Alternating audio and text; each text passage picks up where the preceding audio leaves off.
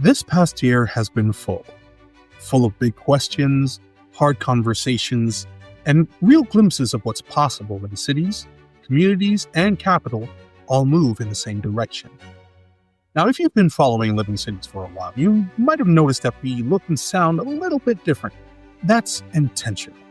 We took a hard look at how we show up in the world, how we talk about our work, who we center in our stories, and what we're actually trying to change.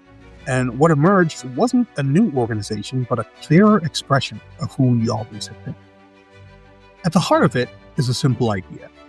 The economy should work for people, not the other way around. The way money moves, who gets access to it, whose ideas get backed, whose neighborhoods are invested in, that isn't random. It's the result of choices, policies, and systems that we can redesign. Over the last year, we've been asking ourselves, what does it mean to transform how capital flows in this country? How do we stand with cities that are experiencing, stumbling, learning, and trying again?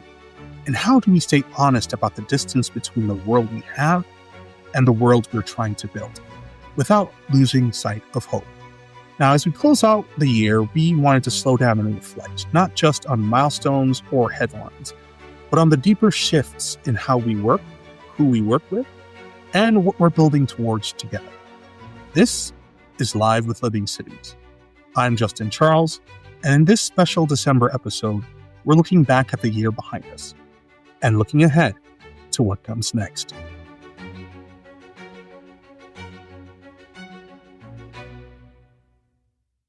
Before we dive into the year in review, I'm going to pause on a question that sits underneath all of our work. What actually is a living city?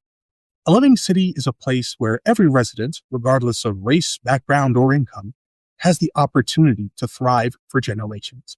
Historically, cities were built as centers of economy and trade, but too often, they've been shaped by exclusion and conflict. A living city reverses that legacy by fostering belonging, shared prosperity, and mutual responsibility.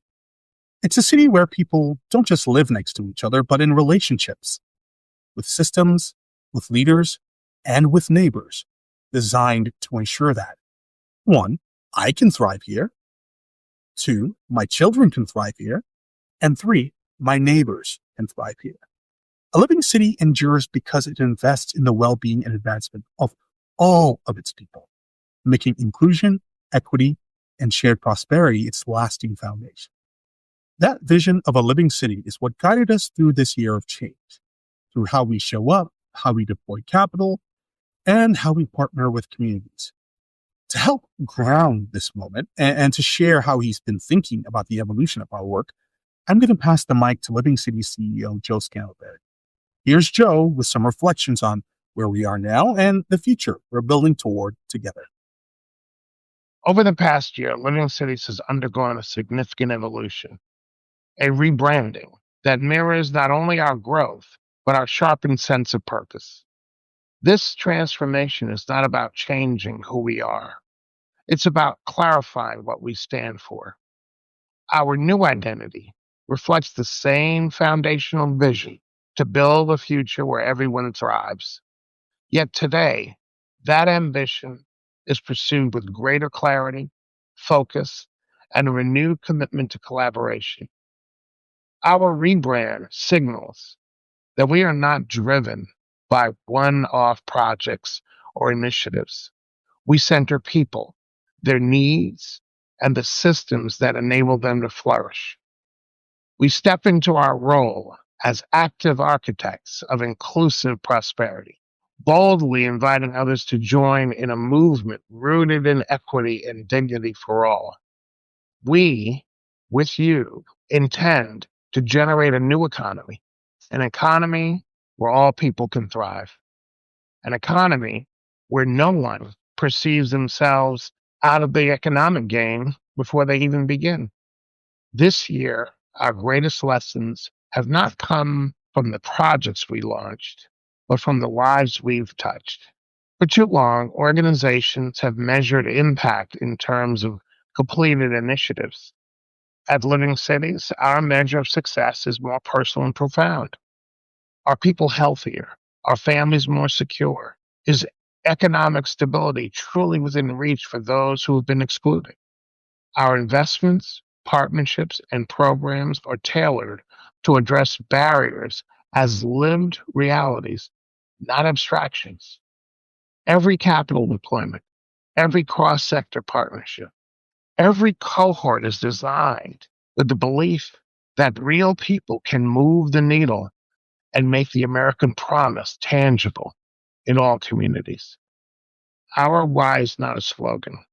It is action that transforms the power of investing, deploying capital with intentionality, and blending financial, social, and knowledge capital to create new economic opportunity.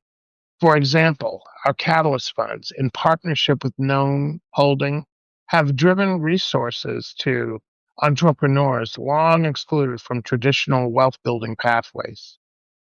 Our Breaking Barriers to Business cohort shows that combining three different types of capital, financial, knowledge, and social, can lead to more jobs, more opportunities, and more stability.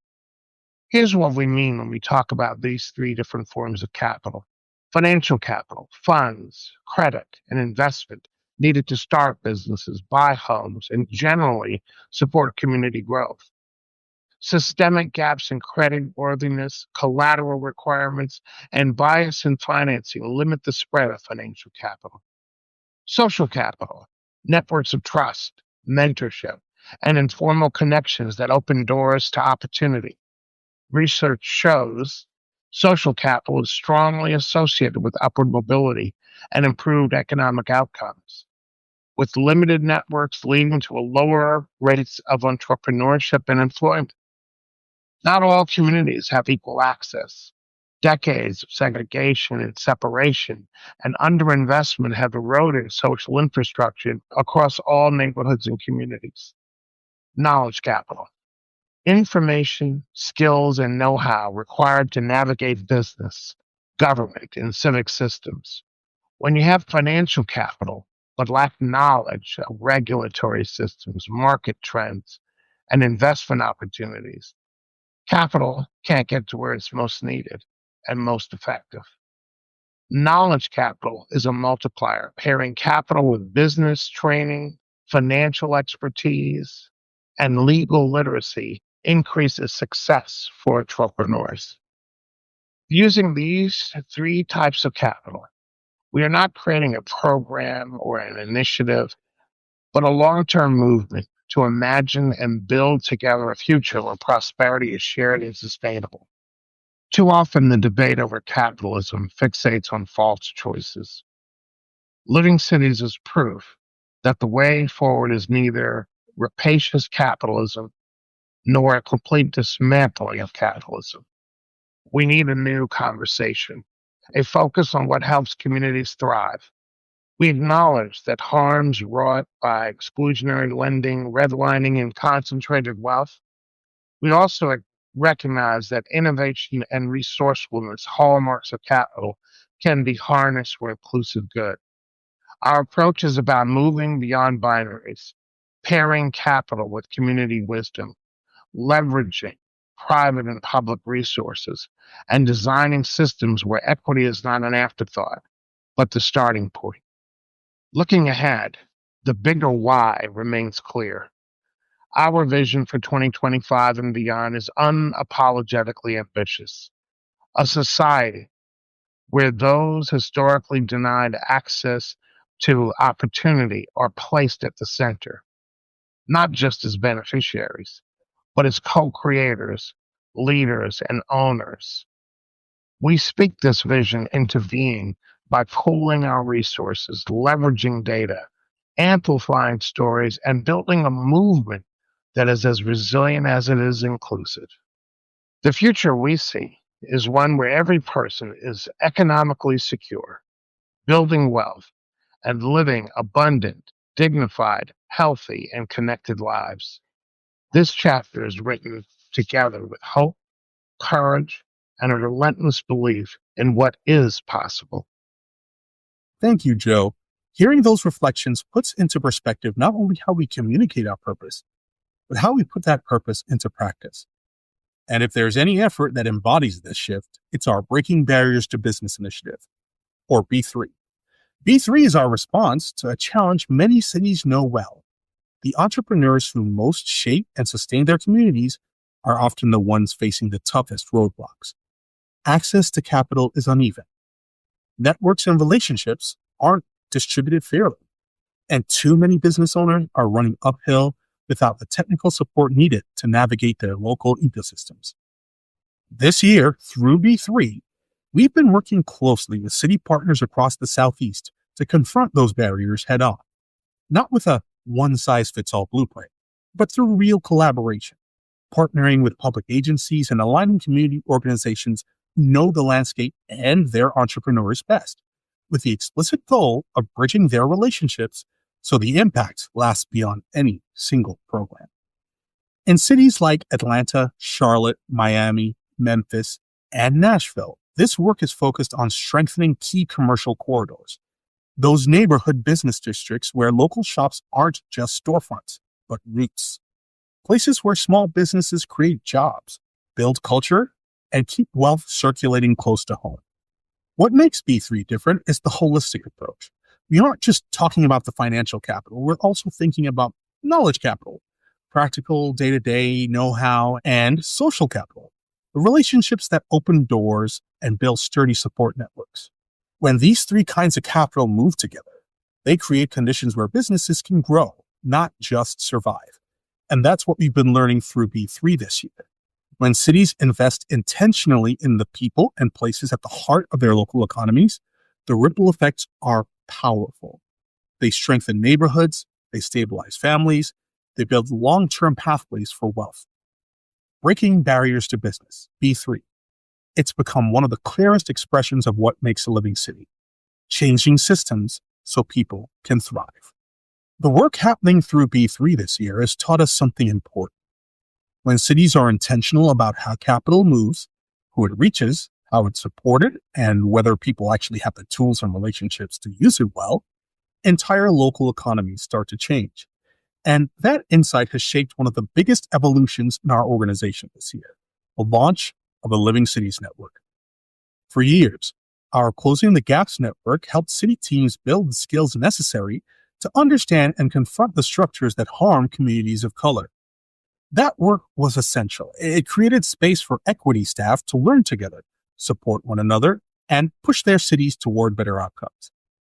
But as the challenges facing cities have grown more complex, the solutions have needed to grow too. And that meant widening the circle. The Living Cities Network will bring together a broader group of municipal leaders, people shaping housing policy, entrepreneurship pathways, economic development, planning, procurement, equity, and more, to sit at the same table and solve problems collectively. Because the truth is, systems don't change when one department changes. Systems change when everyone influencing how a city works is engaged together. At the center of this new network is a shared belief. Capital, that's financial, social, and knowledge capital, is a lever cities can pull to expand opportunity. When cities redesign how these forms of capital flow through their systems, they can unlock pathways to stability, wealth, and dignity for people who've been left out for far too long. Through the Living Cities Network, we're helping municipal leaders explore new ideas, test innovative approaches, and learn from what's working across the country, all with the goal of building local economies where prosperity is not just possible, but shared. In a moment when cities are facing economic pressure, political tension, and growing divides, this kind of collective problem solving isn't just valuable, it's necessary.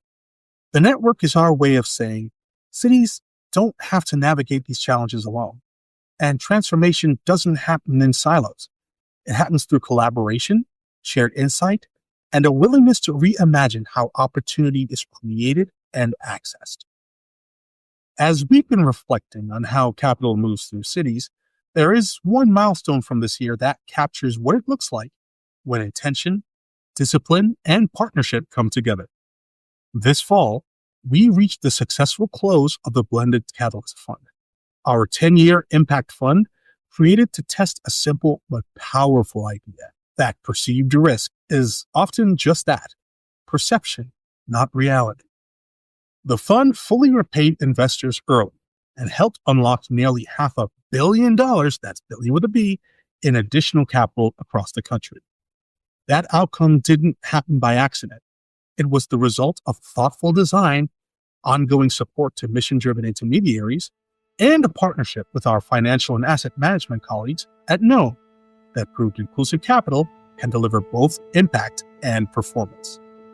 The Blended Catalyst Fund showed that when capital is deployed with purpose, backed by trust and aligned relationships, it becomes a lever that cities can use to expand opportunities in ways the traditional market often overlooks. As we wrap up this final episode of the year, I keep thinking about something that's come up again and again across our conversations, our partnerships, and the work happening in cities across the country. Transformation is not an abstract idea.